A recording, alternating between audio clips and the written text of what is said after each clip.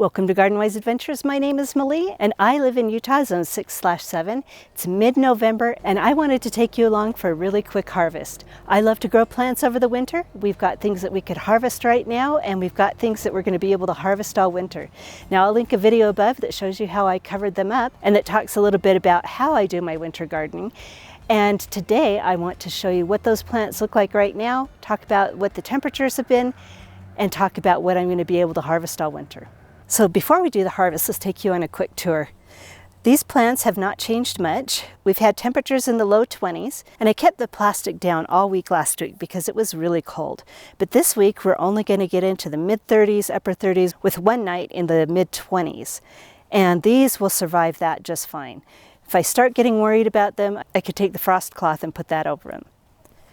Now I just watered today. This is the first time I've watered in a week. When we have the plastic over the plants, we don't need to water as often. It holds some moisture in. But it was a little bit dry, so I did water them. Now I'm going to leave these heads a little longer. They'll actually last in here quite a while. So I have 12 cabbage heads that I could harvest, and I will just harvest them as I need them over the winter.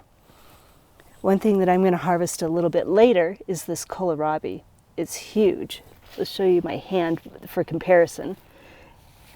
That's going to be good eating tonight. We've got some carrots and beets. I'm going to harvest some carrots for this week. The beets are not quite ready. They have sized up really, really slowly this year, but they're going to be okay under cover. If I need to put the row cover, floating row cover over them, I will. Beets are not as hardy as everything else, so I do need to watch these a little more carefully. I will probably put the floating row cover over them and close the plastic on the night where it's going to get close to the 20s.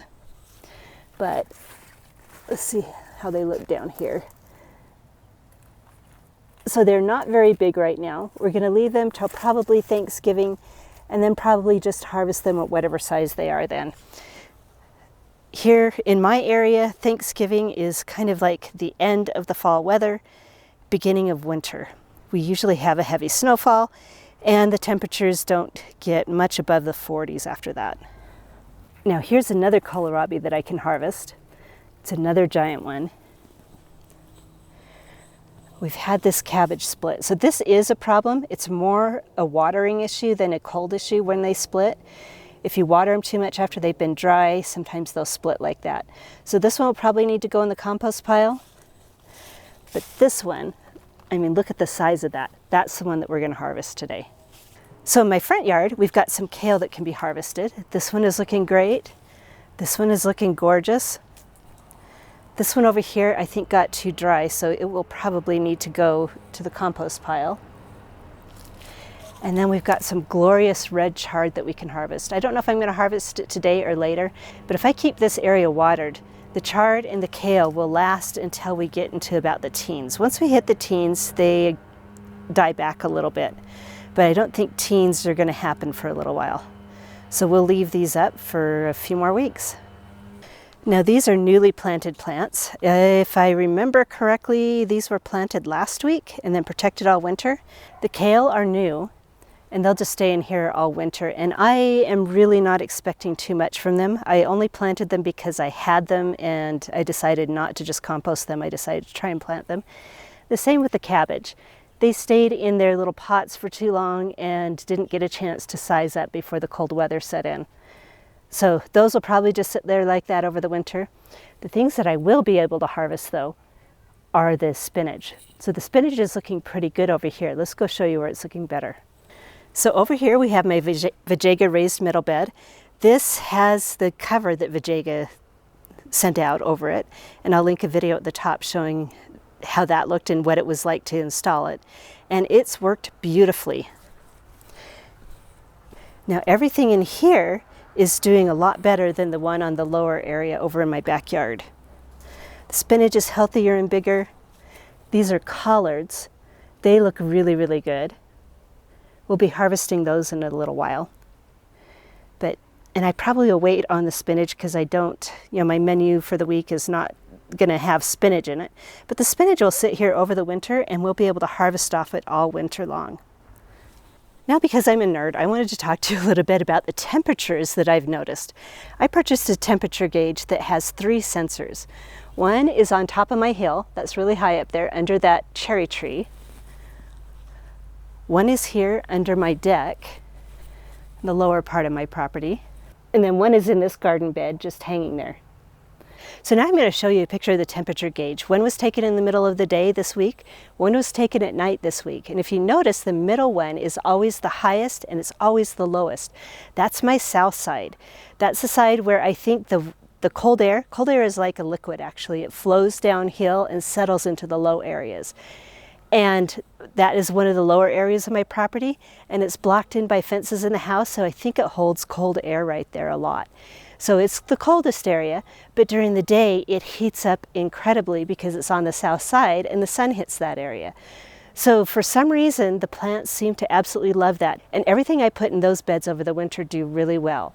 The one problem I've noticed is in the early spring, if I don't open up the plastic early enough, they do tend to bolt very, very quickly because of the heat. So it's interesting to see the temperature changes. So now that we've seen what everything looks like, let's get some cabbage, kohlrabi, and carrots harvested.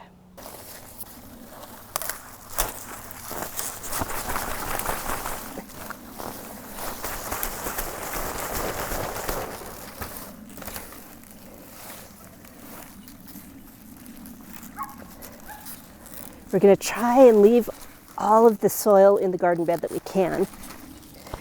But look at the size of this. It's huge. And this is a special variety of kohlrabi. It's called super smelts. I think that's how you pronounce it. But it's bred to become large like this and stay not woody. It stays very, very tender and sweet. Especially since we've had some cold weather, it's going to be very sweet. Now I think I'm going to harvest 2 cabbages because this one is huge. I just want to see what it looks like.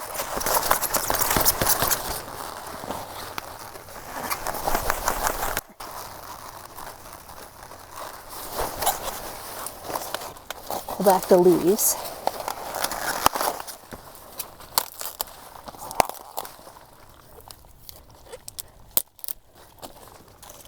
So here's my cabbage and kohlrabi from this bed. Absolutely gorgeous. Let's go get the other big one.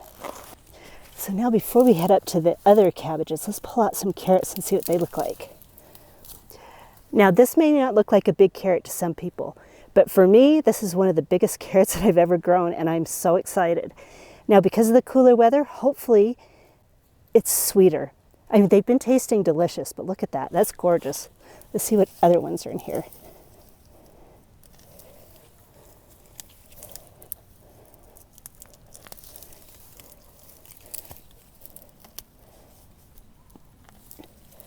Oh, look at this one.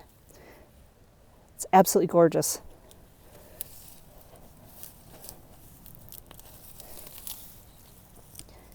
We've got a yellow one.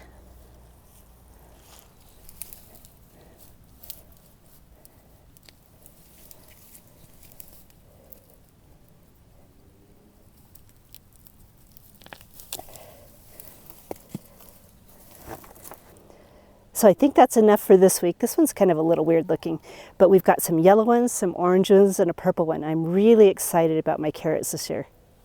And now to harvest my biggest cabbage. This one is pretty large. I think this one is an early Jersey Wakefield.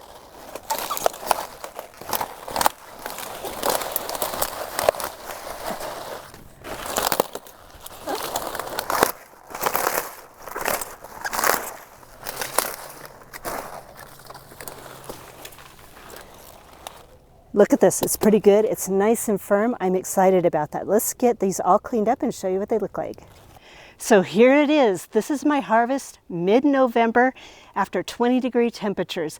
I am so excited to still be gardening this time of year, even though I'm a little bit tired.